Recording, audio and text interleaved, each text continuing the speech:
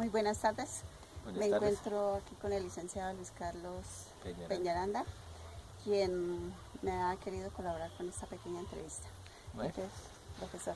listo, muy buenas Eh, tardes. Profesor, Pablo Freire nos dice que el docente debe estar retroalimentando sus conocimientos. ¿Qué opina de esto y quién debe colaborar? Bueno, yo pienso que el docente claramente tiene que estar retroalimentándose a toda hora.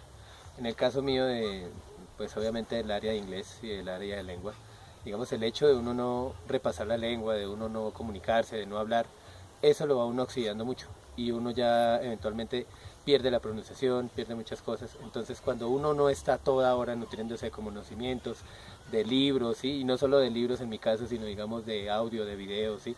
De la misma conversación, entonces uno va decayendo mucho. Entonces de eso se trata siempre de uno estar al tanto y hay que tener en cuenta que cada contexto, cada año, cada momento de la vida va cambiando. Entonces, como va cambiando todo, también el docente tiene que estar adaptándose a esos cambios. Gracias, profe. Bueno, ¿está de acuerdo usted, profe, que los estudiantes sean agentes activos en su clase? Pues es que los estudiantes tienen que ser agentes activos en su propio conocimiento. ¿Qué podemos decir? O sea, no es solo el docente siendo activo, trayendo las actividades, sino precisamente también el estudiante es proponiendo, digamos, una de acuerdo a sus intereses, de acuerdo a lo que a ellos les gusta.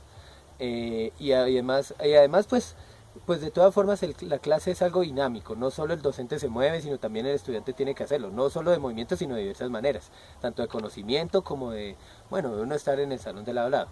La cuestión es que todos somos agentes activos en el salón Sí, de clase y hay sí. que darle precisamente esa importancia al estudiante para que él lo sea, para que sea el agente activo. Bueno, licenciado, gracias. Hoy en día nos damos cuenta que manejamos mucha diversidad cultural en nuestros establecimientos. ¿Cómo cree que debemos manejar esa diversidad cultural que actualmente tenemos? Bueno, en mi caso, por ejemplo, para citar un ejemplo, en primero, yo dicto en un colegio llamado Acuarela Campestre en Sogamoso, yo tengo un estudiante que es de República Dominicana. O sea, de hecho tengo varios estudiantes internacionales, una chica también es de Venezuela. Entonces, digamos, uno trata de ligar esas culturas con la nuestra. Sí, obviamente es no olvidarnos de nuestras costumbres, ¿sí? Y no olvidar las costumbres de ellos, decir, por ejemplo, recordárselas, ayudarles a buscar textos, por ejemplo, a ellos en el caso del inglés, textos escritos y textos orales, obviamente, que se relacionen con su entorno y que se relacionen con los diversos.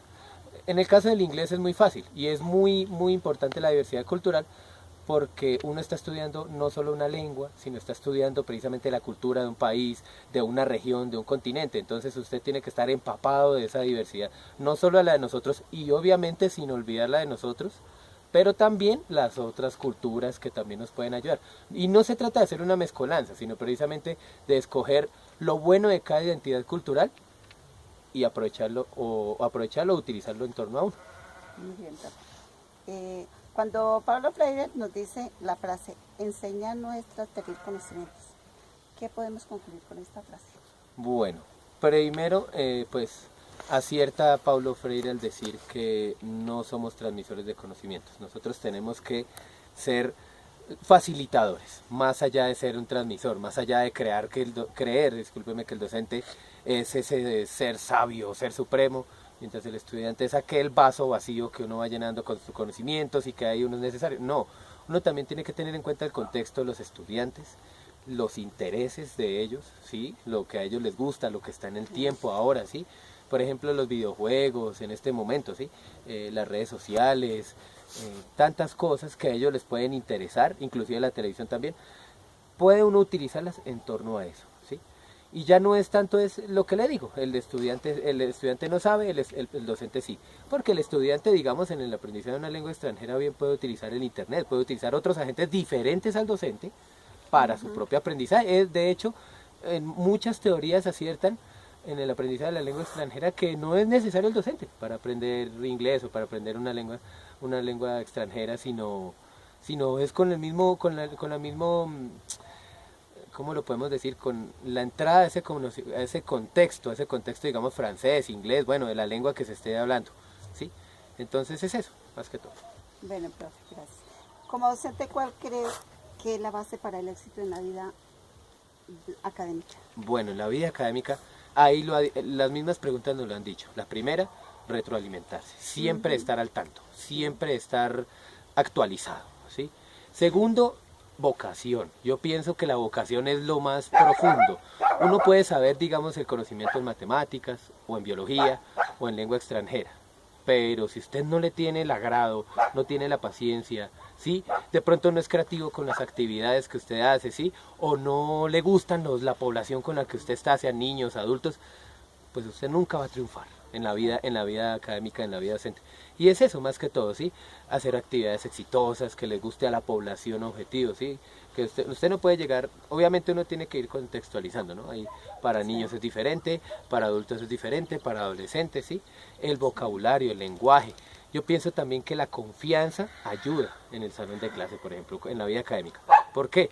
Porque si uno le brinda la confianza al estudiante, él siente que en vez de verlo a uno es más arriba en el peldaño, lo ve uno como un amigo. Entonces cuando uno lo ve con un amigo, él se interesa más en aprender, porque de un amigo uno aprende mucho más, ¿sí? En vez de solo un docente, de una persona más arriba de él, el adulto, ¿sí? En el caso de un niño. Si uno es amigo del estudiante, ahí es donde también puede haber un buen éxito en la vida académica. Obviamente sin excederse uno en la confianza, uno tiene que saber que de todas formas hasta donde uno puede llegar, y obviamente exigiendo uno el respeto y dando uno el respeto, uno puede tener éxito obviamente en la vida docente y como lo hemos dicho, en la vida académica. Bueno, licenciado, muchísimas gracias, agradezco su colaboración. Muy bien, a su merced. Trabajo para la UPTC. Bueno, mi querida universidad, muchísimas gracias. Bueno. Gracias.